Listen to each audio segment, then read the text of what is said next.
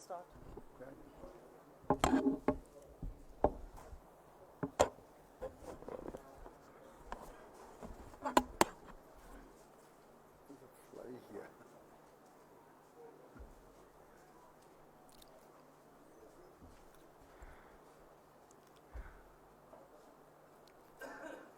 Good evening to all of you. I have a prepared statement as an opening statement. I believe all of you have copies of the statement. So I may not read every line of the statement. I will read portions of the statement, and then you can refer to the rest when you telecast or write. You have listened to the budget speech of the Honorable Finance Minister, as I did. The budget documents were uploaded only about 3 hours ago, and it will take time to read and analyze the documents. On behalf of the Congress Party, I shall make a few observations and comments, and my colleague, Ms. Supriya Srinath, will add more observations. I have already tweeted that I am happy that the Honorable Finance Minister had an opportunity to read the Congress manifesto after the Lok Sabha 2024 elections. She has virtually adopted the ideas underlying our proposals on employment-linked incentive ELI scheme, the apprenticeship scheme with an allowance to the apprentice, and in the abolition of the angel tax. I welcome her to borrow our ideas, and I wish she had borrowed or adopted many more ideas from the Congress manifesto. This morning, I had created a template to comment on the budget. In the first part of this statement, I have set out our expectations of the budget. In the second part, I have noted the relevant statement on the budget speech. Whether there was a response in the budget, and if so, what was the response? You will notice on some matters there was no response at all. First, unemployment. According to CMIE, the All India unemployment rate is 9.2%. The response of the government is too little and will have only little impact on the grave unemployment situation. They claim that the schemes announced by the Finance Minister will benefit 290 lakh persons is highly exaggerated. She has given three numbers: 210 lakh, 30 lakh, and 50 lakhs. Each one of the numbers is highly exaggerated. 2. Inflation is the other major challenge. WPI inflation is 3.4%. CPI inflation is 5.1%. And food inflation is 9.4%. The economic survey has stated that the deflator for manufacturing has been assumed as 1.7%. Roughly half of the WPI inflation. The deflators assumed by the government have been severely criticized by several knowledgeable economists. Unless the puzzle of the deflator is resolved, it is not possible to unquestionably accept the claimed GDP growth of 8.2% in 2023-24. Besides, the GDP growth rate is no answer to the huge challenge of inflation. The Economic Survey dismissed the issue of inflation in a few short sentences. The FM dismissed it in 10 words. The finance ministers dismissed inflation in 10 words in paragraph 3 of our speech. We deplore the casual attitude of the government, and nothing in the budget speech gives us the confidence that the government will seriously tackle the issue of inflation. Education is widespread but of poor quality. Nearly one half of the children are unable to read or write a simple text in any language and are numerically challenged. They are not fit for any skilled job. The central government must drive and help the states address these fundamental problems. The other issue concerning education is NEET and the scandal-ridden National Testing Agency. Several states have demanded that NEET should be scrapped and the states should be free to adopt their own methods of selecting candidates to various courses in medical education. The budget has no response. I did not hear the finance minister refer to school education. Yet the government is stubbornly clinging to NEET. You will recall, NEET is an examination at the end of school education. Interestingly, against the BE of rupees 1,16,470 crore on education, the government spent only rupees 1,08,878 crore. 4. Health care is better but not sufficient. Public health care is growing quantitatively but not in quality. Out-of-pocket expenditure is still about 47% of total health expenditure. There is a grave shortage of doctors, nurses, medical technicians, and diagnostic equipment and machines. The central government's expenditure on health care has declined to 0.28% as a proportion of GDP and to 1.9% as a proportion of total expenditure until the last year. The budget speech, there is no response. I did not hear the finance minister speak about the grave deficiencies in public health care.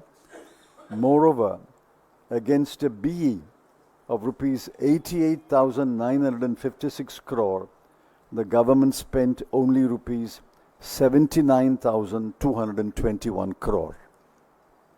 5. Wages have stagnated in the last 6 years after adjusting for inflation.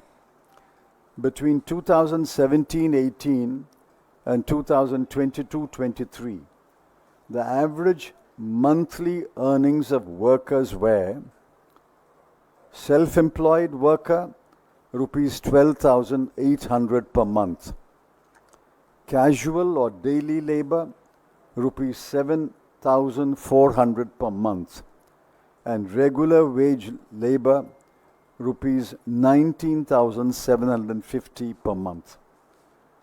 We demand that the minimum wage should be fixed at rupees 400 per day for every kind of employment.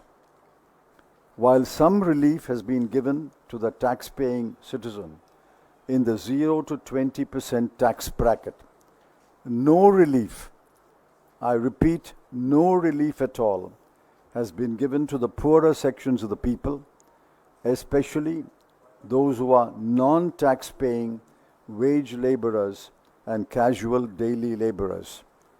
The government seems to be blissfully ignorant of its own statistics that wages have stagnated in the last 6 years while inflation is raging and such workers are not paid a decent minimum wage. 6. Farmers are mobilizing to protest. One of their demands is that the MSP announced for an agricultural produce must be backed by a legal guarantee. The Congress had in its manifesto promised to provide such a guarantee. No response in the budget speech. Let's wait to hear from the farmers. 7. Owing to massive unemployment, many students who had availed of educational loans have defaulted in payment of interest and or repayment of the principal. There is a demand that the government should write off the unpaid balance of educational loans as a one-time measure of relief. The response: the government has unusually spoken about giving education loans. They did not say that in the previous budget speeches. They are talking about giving education loans. But what about the huge burden of unpaid education loans? Students and their families were hoping that, given the acute unemployment situation, the government would give relief to the current borrowers. They must be bitter and disappointed. 8. Several political parties, including the Congress, have demanded that the ill-conceived and discriminatory Agnipath scheme should be scrapped forthwith, and the armed forces should resume the time-honored methods of recruitment. The response: there is no response. The agitation to scrap the Agnipath scheme will continue. So I have listed major issues of our concern. I have not gotten to macroeconomic analysis or analyzing the numbers. I'm talking about the common citizen of India, the youth, the students, the farmers, the laborers. They have demands, and those demands have been articulated by every political party in the recent elections. The Congress was among the first party to carefully articulate those demands. I'm afraid the first budget of the new government has left us very, very disappointed.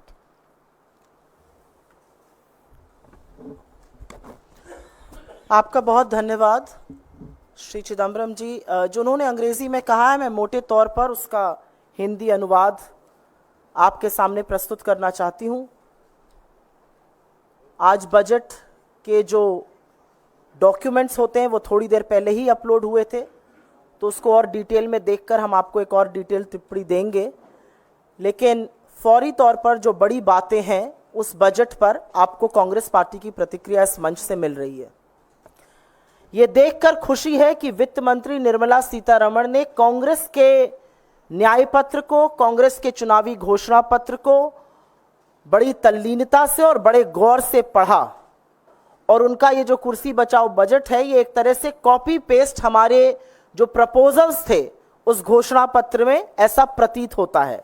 उसमें से employment linked incentive था, पहली नौकरी पक्की जो apprenticeship scheme programme था जिसको internship programme के तौर पे प्रस्तुत किया गया है, एंजल टैक्स का जो स्टार्टअप से अबॉलिशन की बात हमने अपने घोषणा पत्र में, न्याय पत्र में कही थी, ये सारी बातें वहां से उठाई गई हैं। हमारी आशा और विश्वास है कि आने वाले दिनों में वो हमारे घोषणा पत्र की और भी अच्छी चीजों को उठाएंगी और इस देश को उसका लाभ पहुंचेगा। यहां पर मोटे तौर पर 7-8 अंकों में कुछ बातें हैं जो हमारी आशा थी और उस पर इस बजट का रिस्पॉन्स क्या रहा है उसको अंकित कर देते हैं। सबसे बड़ी बेरोजगारी की समस्या इस देश के सामने है और यह हमारे देश की सबसे बड़ी चुनौती है, और आशा थी कि इस बजट में ऐसा कुछ होगा जिससे कि रोजगार का सृजन होगा, बेरोजगारी की समस्या का अंत होगा। आज छोटी छोटी नौकरियों के लिए लाखों लोग आवेदन देते हैं। रिस्पॉन्स में जो हुआ है वो बहुत कम है। रिस्पांस में जो कॉपी पेस्ट किया गया है वो भी ठीक से नहीं किया गया है, और रिस्पांस में कहा गया है कि 2,90,00,000 लोग, 3 तरह की स्कीमों में करीब 2,90,00,000 लोगों को फायदा होगा। ये एक बहुत एग्जैजरेटेड नंबर लगता है, ऐसा नहीं होने वाला है, और कहीं ना कहीं रोजगार सृजन का एक बड़ा मौका खो दिया गया है। दूसरी बात महंगाई की, ये देश कमर तोड़ महंगाई से जूझ रहा है। आज होलसेल प्राइस इन्फ्लेशन करीब 3.4% है। फूड इन्फ्लेशन की जो लास्ट रीडिंग थी वो 9.5% है, और उसके बाद भी इकोनॉमिक सर्वे में 1.7% के एक मैन्युफैक्चरिंग डिफ्लेटर की बात की गई है। इन नंबर्स को जस्टिफाई करने के लिए विश्व के बड़े बड़े अर्थशास्त्री उस डिफ्लेटर के नंबर से यकीन नहीं रखते हैं, और यह भी मानना बड़ा मुश्किल है कि अगर 8.2% जीडीपी ग्रोथ हो रही है तो कृषि सिर्फ 1.4% पे, और कंजम्पशन जो 2/3 हिस्सा होता है जीडीपी का वो मात्र 4% पे कैसे ग्रो हो रहा है। खैर, इकोनॉमिक सर्वे में महंगाई पर कुछ सेंटेंसेस, कुछ वाक्य बोले गए थे। वित्त मंत्री ने अपने तीसरे पैराग्राफ में महंगाई पर मात्र 10 शब्द बोले हैं। तो महंगाई को खत्म करने की, आम आदमी को राहत दिलाने की, जरूरी सामानों पर टैक्स को कम करने की कोई राहत कहीं दिखाई इस बजट में नहीं दी है। तीसरा जिस पर हम बात करना चाहते हैं वो शिक्षा है, और यह सच है कि शिक्षा का बड़े तौर पर गुणवत्ता उसमें कम है। आज बच्चे अपनी क्लास के हिसाब से, आधे से ज्यादा बच्चे अपनी क्लास के हिसाब से, जिस क्लास में वो हैं उस तरह का ना टेक्स्ट पढ़ सकते हैं, ना उस तरह की मैथ कर सकते हैं, ना उस तरह का गणित कर सकते हैं, और यह भी माना जाता है कि उस तरह की स्किल नहीं है। तो शिक्षा पर कहीं ना कहीं ध्यान देना जरूरी था। एक और बात, और यह बहुत बड़ी बात, आज की तारीख में यह बहुत गर्म मुद्दा है, यह बहुत बड़ा मुद्दा है, और वो मुद्दा नीट का है। नीट की परीक्षा जिस तरह से लीक हुई, नीट वो परीक्षा है जो स्कूल के शिक्षा के बाद होती है, 12वीं के तुरंत बाद की परीक्षा है, और आशा थी कि इस पर बजट में कुछ ना कुछ अंकित किया जाएगा, लेकिन नीट पर एक शब्द नहीं बोला वित्त मंत्री ने। स्कूल एजुकेशन का यह हाल है कि लगातार बजट के बनिस्बत स्कूल एजुकेशन के बजट को घटाया जा रहा है, और पिछले बार के बजट में 1,16,417 करोड़ रुपए खर्च करने की बात थी, लेकिन जो अनुमानित, जो रिवाइज्ड हुए हैं फिगर्स, उसमें वो 1,08,868 रुपए खर्चा हुआ है। करीब 8,000 करोड़ रुपए एजुकेशन पर, शिक्षा जैसी चीज पर कटौती की गई है।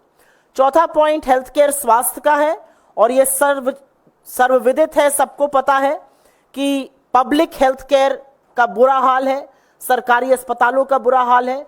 डॉक्टर की, नर्सेस की, टेक्नीशियंस की कमी तो है ही, जांच की मशीनों की, डायग्नोस्टिक्स की भारी कमी है, और यह माना जा रहा था कि हेल्थ पर, स्वास्थ्य पर खर्चा ज्यादा किया जाएगा, लेकिन स्वास्थ्य पर भी जीडीपी के बनिस्बत खर्चा घटाया जा रहा है, और अब सिर्फ वो 1.9% रह गया है। और सुनने की बात यह भी है कि पिछली बार का जो बजटेड अमाउंट था वो 88,956 करोड़ था, खर्च 80,000 करोड़ से कम किया गया, 8,000 करोड़ की से ज्यादा की इसमें भी कटौती की गई। पांचवा जरूरी पॉइंट है कि आय जो थमसी गई है, जो वेज बिल थमसे गए, जो लोगों की इनकम और आय बढ़ नहीं रही है। लगभग 6 साल से लोगों की इनकम एक जैसी प्रतीत हो रही है।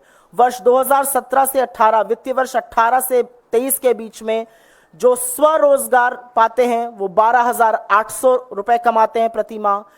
जो दिहाड़ी मजदूर हैं वो करीब करीब 7,400 कमाते हैं, और जो मजदूर हैं वो 19,750 कमाते हैं। हमारी हमेशा से डिमांड रही है, हमारे मैनिफेस्टो में रहा है कि 400 प्रतिदिन की न्यूनतम आय हर श्रेणी की होनी चाहिए। इस श्रेणी की जो आय है, मजदूरों की जो आय है, वो 400 रुपए प्रतिदिन पर फिक्स किया जाए, ये हमने अपने घोषणा पत्र में डाला था। लेकिन असलियत यह है कि 0 से 20% टैक्स ब्रैकेट के अलावा किसी भी टैक्स देने वाले को कोई राहत नहीं है, और खास तौर से दिहाड़ी मजदूर, वो लोग जो शायद टैक्स ब्रैकेट में नहीं आते हैं, जो गरीब और गुर्बत से जूझ रहे हैं, पिछले 6 सालों में जिनकी इनकम नहीं बढ़ी है, उनको कोई भी राहत, कोई भी रियायत नहीं दी गई है। छठा बड़ा पॉइंट, और यह कृषि को लेकर है। हमारे देश की 65-70% लोग कृषि से संबंध रखते हैं। एक ही मांग लगातार किसान कर रहे हैं। किसानों की शहादत भी हो गई, किसान आज भी मांग कर रहे हैं कि एमएसपी की कानूनी गारंटी हमें मिलनी चाहिए। इस कानूनी गारंटी का उल्लेख उस घोषणा पत्र में भी है कांग्रेस के, जिससे कॉपी पेस्ट करने का तमाम काम वित्त मंत्री ने किया है। काश उन्होंने यह भी किया होता, लेकिन रिस्पांस में उन्होंने कृषि का बजट घटाया है as a percentage of the budget. और एक यह भी सत्य है कि एमएसपी की लीगल गारंटी पर, कानूनी गारंटी पर उन्होंने एक शब्द नहीं बोला है। सातवीं बड़ी बात, एजुकेशन लोन्स को लेकर कहा गया, और क्योंकि इतनी ज्यादा बेरोजगारी है, लोगों की आय कम है, महंगाई ज्यादा है, जो एजुकेशन लोन लिए गए थे, हमारी ये मांग थी, हमारे घोषणा पत्र में भी हमने अंकित किया था कि एक बार जो आउटस्टैंडिंग एजुकेशन लोन्स हैं उनको माफ कर दिया जाए। लेकिन ऐसा नहीं हुआ, और रिस्पांस में एजुकेशन लोन देने की बात हुई, लेकिन जो एजुकेशन लोग लेकर आज जूझ रहे हैं उस एजुकेशन लोन को चुकाने में, क्योंकि उनको नौकरियां नहीं मिली हैं, उनके परिवार की आय कम हो गई है, वो महंगाई से जूझ रहे हैं, उसके बारे में कुछ नहीं किया गया, और वो जरूर इससे निराश होंगे। अंत में एक बहुत ज्वलंत और बहुत बड़ा मुद्दा इस समय अग्निपथ स्कीम को लेकर है। लगातार हम देख रहे हैं कि सेना उसका विरोध कर रही है, लगातार शहीद परिवार उसका विरोध कर रहे हैं। दो तरह की भ्रांति करने का, दोयम दर्जा सेना के एक वर्ग को देने का विरोध किया जा रहा है। और हमारी शुरू से मांग ये रही है, हमारी मैनिफेस्टो में था कि अग्निपथ स्कीम को विड्रॉ किया जाए, लेकिन अग्निपथ स्कीम पर भी एक शब्द नहीं था उसको खत्म करने का, उसको विड्रॉ करने के बारे में भी कोई उल्लेख नहीं था। आपके सवालों का स्वागत है। Please direct your questions in English to begin with, or even in Hindi. Hi, Smita Sharma. Mr. Chidambaram, a question to you. You know, it feels like they are giving more incentives perhaps to the new tax regime to force people to move to it. If you were the finance minister today, would you have kept two tax regimes to begin with? Which one would you have preferred? और एक हिंदी में अगर सुप्रिया आप सवाल का जवाब दे सकें, जो long term capital gain taxes से इंडेक्सेशन रिमूव किया गया है, उसका रियल एस्टेट पे क्या असर रहेगा, और क्या ये इनहेरिटेंस टैक्स के तौर पर ही अब देखा जाएगा? See, a two tax regime is a bad idea.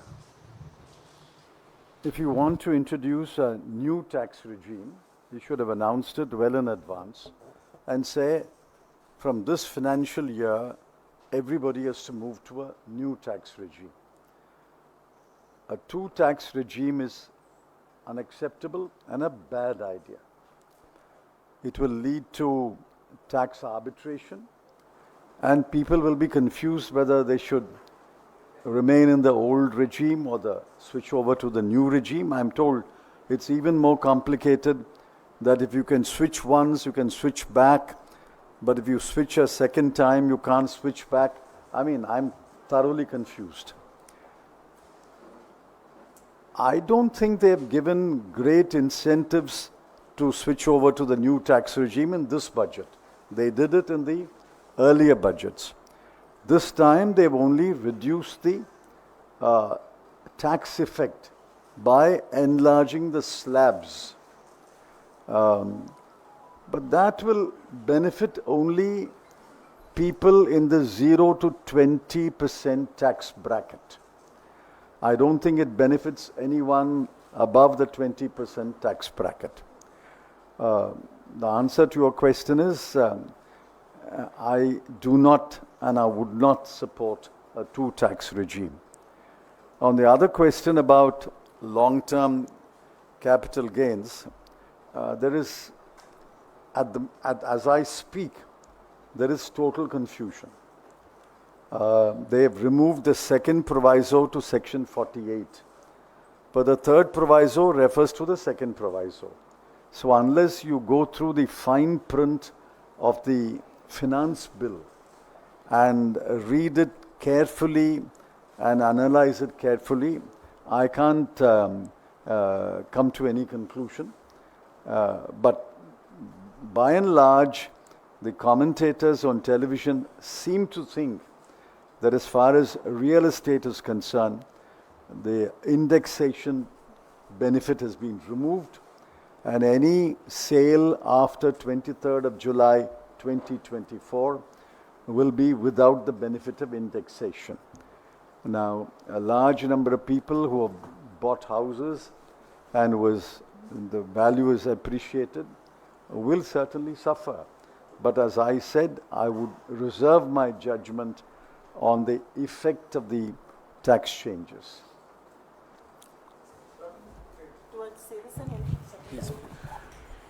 जैसा कि चिदम्बरम जी ने कहा कि LTCG और इस पर बहुत कंफ्यूजन है। सेकेंड प्रोवाइजो को सरकार ने रिमूव किया है, लेकिन थर्ड प्रोवाइजो सेकेंड प्रोवाइजो को रेफर करता है, तो उसकी एक बहुत विवेचना करनी पड़ेगी।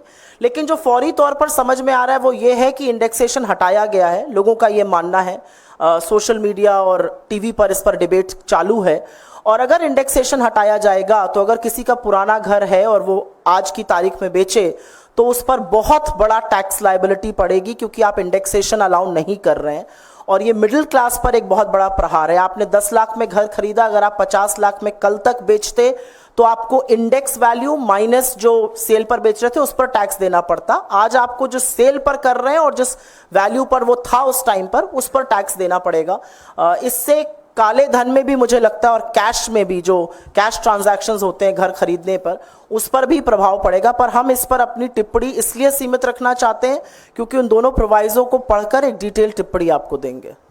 सुप्रिया जी, चिदम्बरम साहब, सवाल है कि आप जब फाइनेंस मिनिस्टर थे उस वक्त में MSP की लीगल गारंटी नहीं की गई। आज आपको लगता है कि भारत की अर्थव्यवस्था इसके लिए तैयार है कि किसानों को MSP की लीगल गारंटी दी जा सके? Please understand, 10 years ago, there was no clamor for a legal guarantee. So why don't you ask finance ministers, if they are alive, 20 years ago, why did you not give a legal guarantee? Every response has to be contextual. Today, there is a clamor for a legal guarantee. The government of the day must respond to that demand. Either it should say, we accept the demand, or we do not accept the demand. There's no point in asking, why did you not give a legal guarantee 10 years ago? My answer is simple. 10 years ago, there was no demand. There was no widespread demand for a legal guarantee. 10 years later, there will be another kind of demand. The government of that day will have to respond to that demand. Well, we think it's feasible. We have put it in our manifesto. It's possible to give a legal guarantee for the MSP. Sir. Sorry. Sir, Andhra Pradesh has been given a special package. Bihar has been given incentives. Do you think that opposition rule states have got a raw deal in this budget? Simple. If those announcements had not been made, Mr. Naidu and Mr. Kumar would have withdrawn support. These are what we call life, what is that? Lives, in a swimming pool, lifelines. Mr. Modi is saving the life of his government. Unless you want his government to come to an end, you will appreciate him. He is now bending down to Mr. Naidu and Mr. Kumar and says, I'm saving my life, you have saved my life, so please take whatever you wanted. And if they make more demands, he will concede that demand. Ma'am, मेरा सवाल मैं भी पूछना चाह रहा हूँ आपसे कि कई सांसद हैं जो ऐसी स्टेट्स है जहाँ पर बीजेपी का प्रदर्शन अच्छा नहीं रहा, जैसे हरियाणा, महाराष्ट्र, महाविकास आघाड़ी के वहाँ सांसदों ने प्रदर्शन तक किया संसद के बाहर कि नाम तक नहीं लिया गया हमारे राज्य का। और ऐसे चुनाव, ऐसे ये राज्य हैं जहाँ पर चुनाव भी होने, आपको लगता है इसका असर वहाँ पर पड़ेगा? क्योंकि उनको कुछ खास तरजीह नहीं दी गई और केवल इन दो राज्यों को तरजीह दी गई है। आप सिर्फ उन राज्यों की बात क्यों कर रहे हैं जहां प्रदर्शन बुरा रहा? जहां प्रदर्शन अच्छा रहा, 87 सीटें थी मध्य प्रदेश, छत्तीसगढ़ और उड़ीसा में मिलाकर, 84 बीजेपी में ने जीती। उन राज्यों को क्या मिला? जहां पर प्रदर्शन बुरा रहा वहां पर हो सकता है बदला लिया जा रहा हो, जहां प्रदर्शन अच्छा रहा वहां पर भी कुछ नहीं दिया। तो जैसा कि चिदम्बरम जी ने कहा, ये अपनी सरकार को बचाने की, अपनी कुर्सी को बचाने वाला बजट था और कुर्सी को बचाने के लिए सारी कवायद की गई है। अभी आगे आगे देखिए होता है क्या।